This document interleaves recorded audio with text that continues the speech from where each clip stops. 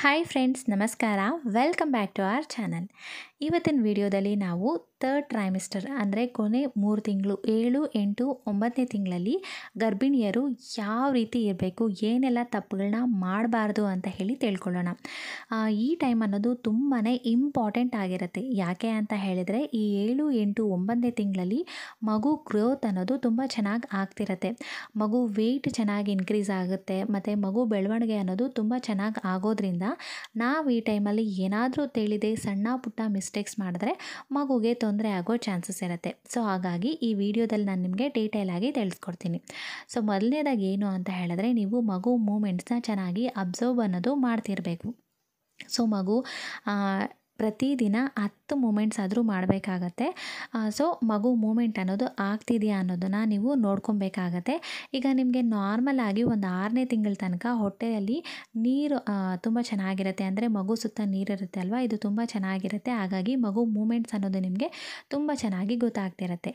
ಮಗು ಸ್ವಲ್ಪ ದೊಡ್ಡದು ಆಗ್ತಾ ಅಂದರೆ ಒಂದು 9ನೇ ತಿಂಗಳಲ್ಲಿ ಮಗು ಮೂಮೆಂಟ್ಸ್ ಅನ್ನೋದು ಸ್ವಲ್ಪ ಲೈಟಾಗಿ ಗೊತ್ತಾಗ್ತಿರುತ್ತೆ, ಬಟ್ ಮಗು ಮೂಮೆಂಟ್ಸ್ ಅನ್ನೋದು ಇರುತ್ತೆ. ಹಾಗಾಗಿ ಪ್ರತಿದಿನ ಒಂದು 10 ಮೂಮೆಂಟ್ಸ್ ಆದರೂ ಇದೆಯಾ ಅಂತ ಹೇಳಿ ನೀವು ಕೌಂಟ್ ಮಾಡ್ಕೊಬೇಕಾಗತ್ತೆ. ವರ್ಕಿಂಗ್ ವುಮೆನ್ಸು ಅಷ್ಟೇ, ನೀವು ಮಗು ಮೂಮೆಂಟ್ಸ್ನ ಚೆನ್ನಾಗಿ ನೋಡ್ಕೊಬೇಕಾಗತ್ತೆ. ಮಗು ಮೂಮೆಂಟ್ಸ್ ಗೊತ್ತಾಗ್ತಿಲ್ಲ ಅಂತ ಹೇಳಿದ್ರೆ ಆ ಟೈಮಲ್ಲಿ ಹೊಟ್ಟೆ ಮೇಲೆ ಟಚ್ ಮಾಡಿ ನೋಡೋದು, ಅಥವಾ ಏನಾದರೂ ಸ್ವಲ್ಪ ಬೆಚ್ಚಗಿರೋದು ನೀರು ಕುಡಿಯೋದು ಅಥವಾ ಜ್ಯೂಸಸ್ ಕುಡಿಯೋದು, ಈ ರೀತಿ ಮಾಡಿದಾಗ ನಿಮಗೆ ಮಗು ಮೂಮೆಂಟ್ಸ್ ಅನ್ನೋದು ಗೊತ್ತಾಗುತ್ತೆ. ಇಲ್ಲ ಅಂತ ಹೇಳಿದ್ರೆ ನೀವು ಒಮ್ಮೆ ಹಾಸ್ಪಿಟಲ್ಗೆ ಹೋಗೋದು ಬೆಸ್ಟ್. ನೆಕ್ಸ್ಟ್ ಏನು ಅಂತ ಹೇಳಿದ್ರೆ, ಈ ಟೈಮಲ್ಲಿ ಸ್ಟ್ರೆಸ್ ಮಾಡ್ಕೊಳ್ಳೋದನ್ನು ಅವಾಯ್ಡ್ ಮಾಡಬೇಕಾಗತ್ತೆ. ಯಾಕೆ ಅಂದರೆ ಇನ್ನೇನು ನಿಮಗೆ ಡೆಲಿವರಿ ಟೈಮ್ ಹತ್ತಿರ ಬರ್ತಿದೆ ಅಂದಾಗ ಸ್ಟ್ರೆಸ್ ಅನ್ನೋದು ನಾರ್ಮಲ್ ಆಗಿರುತ್ತೆ.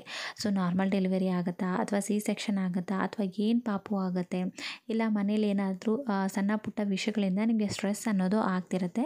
ಬಟ್ ಈ ಟೈಮಲ್ಲಿ ನೀವು ಸ್ಟ್ರೆಸ್ಸನ್ನು ಆದಷ್ಟು ಅವಾಯ್ಡ್ ಮಾಡ್ಕೊಳ್ಳೋದು ಒಳ್ಳೆಯದು. ಸ್ಟ್ರೆಸ್ಸಿಂದ ಮಗುಗೆ ಸ್ವಲ್ಪ ತೊಂದರೆ ಆಗುತ್ತೆ. ಮತ್ತು ನೆಕ್ಸ್ಟ್ ಏನು ಅಂತ ಹೇಳಿದ್ರೆ, ಈ ಟೈಮಲ್ಲಿ ಹೊಟ್ಟೆ ಹಸು ಅನ್ನೋದು ತುಂಬ ಹೆಚ್ಚಾಗಿ ಆಗ್ತಿರುತ್ತೆ. ಮಗು ಚೆನ್ನಾಗಿ ಬೆಳೀತಿರುತ್ತೆ ಅಲ್ವಾ, ಹಾಗಾಗಿ ಅದಕ್ಕೆ ನೀವು ಜಂಕ್ ಫುಡ್ಸ್ ತಿನ್ನೋದು, ಇಲ್ಲ ಕೆಲವೊಂದು ಮೈದಾ ಐಟಮ್ಸು, ತುಂಬ ಗಟ್ಟಿಯಾಗಿರೋ ಐಟಮ್ಸ್ನ ತಿನ್ನೋದನ್ನ ಅವಾಯ್ಡ್ ಮಾಡ್ಕೊಬೇಕಾಗತ್ತೆ. ನೀವು ಎಷ್ಟು ಹೆಲ್ತಿ ಫುಡ್ಸ್ ತಗೊಂಡ್ರೆ ಮಗು ಅಷ್ಟು ಆರಾಮಾಗಿ ಹೊಟ್ಟೆ ಒಳಗಡೆ ಬೆಳವಣಿಗೆ ಅನ್ನೋದು ಆಗ್ತಿರುತ್ತೆ.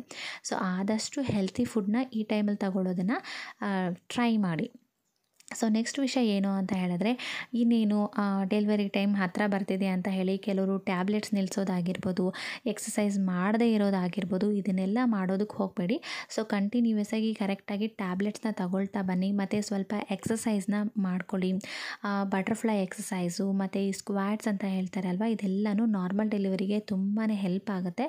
ಸೊ ಈ ರೀತಿ ಎಕ್ಸಸೈಸ್ ಮಾಡೋದು, ಟೈಮ್ಗೆ ಕರೆಕ್ಟಾಗಿ ಟ್ಯಾಬ್ಲೆಟ್ಸ್ ತಗೊಳ್ಳೋದು, ಹೆಲ್ತಿ ಫುಡ್ಸ್ ತಗೊಳ್ಳೋದು, ಸೊ ಚೆನ್ನಾಗಿ ನಿದ್ದೆ ಮಾಡೋದು, ಪ್ರತಿದಿನ 7 ಅವರ್ ಆದರೂ ನೀವು ಚೆನ್ನಾಗಿ ನಿದ್ದೆ ಮಾಡಬೇಕಾಗತ್ತೆ. ಸೊ ಟೈಮ್ಗೆ ಕರೆಕ್ಟಾಗಿ ನೀರು ಕುಡಿಯೋದು, ಇದೆಲ್ಲನೂ ಒಳ್ಳೆ ಹ್ಯಾಬಿಟ್ಸ್ ಅಂತಲೇ ಹೇಳ್ಬೋದು. ಪ್ರೆಗ್ನೆನ್ಸಿ ಟೈಮಲ್ಲಿ ಇದೆಲ್ಲನೂ ನೀವು ಟ್ರೈ ಮಾಡ್ತಾ ಬನ್ನಿ, ಮತ್ತು ಆಗಾಗ ಪ್ರೆಗ್ನೆನ್ಸಿ ಟೈಮಲ್ಲಿರೋ ಚೆಕಪ್ಸ್ನೆಲ್ಲನೂ ಕರೆಕ್ಟಾಗಿ ಮಾಡಿಸಿ.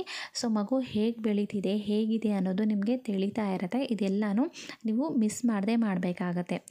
ಮತ್ತು ಈ ಟೈಮಲ್ಲಿ ನಿಮಗೇನಾದರೂ ಡಿಸ್ಚಾರ್ಜ್ ಆಗ್ತಿದೆ, ವಾಟರ್ ಬ್ರೇಕ್ ಆಗ್ತಿದೆ, ಅಥವಾ ಬ್ಲಡ್ ಏನಾದರೂ ಕಾಣಿಸ್ಕೊಳ್ತಿದೆ ಅಂದಾಗ ನೀವು ಅದನ್ನು ನೆಗ್ಲೆಕ್ಟ್ ಮಾಡದೆ ಡಾಕ್ಟರ್ನ ಕನ್ಸಲ್ಟ್ ಮಾಡೋದು ಒಂದು ಬೆಸ್ಟ್ ಒಪಿನಿಯನ್ ಅಥವಾ ಬೆಸ್ಟ್ ಆಪ್ಷನ್ ಅಂತಲೇ ಹೇಳ್ಬೋದು. ಸೊ ಈ ವಿಡಿಯೋ ನಿಮಗೆ ಇಷ್ಟ ಆಗಿದ್ದರೆ ಮರೀದೆ ಒಂದು ಲೈಕ್ ಮಾಡ್ಕೊಳ್ಳಿ, ಚಾನಲ್ಗೆ ಸಬ್ಸ್ಕ್ರೈಬ್ ಮಾಡಿಕೊಂಡು ಬೆಲ್ ಐಕನ್ನ ಕ್ಲಿಕ್ ಮಾಡಿ.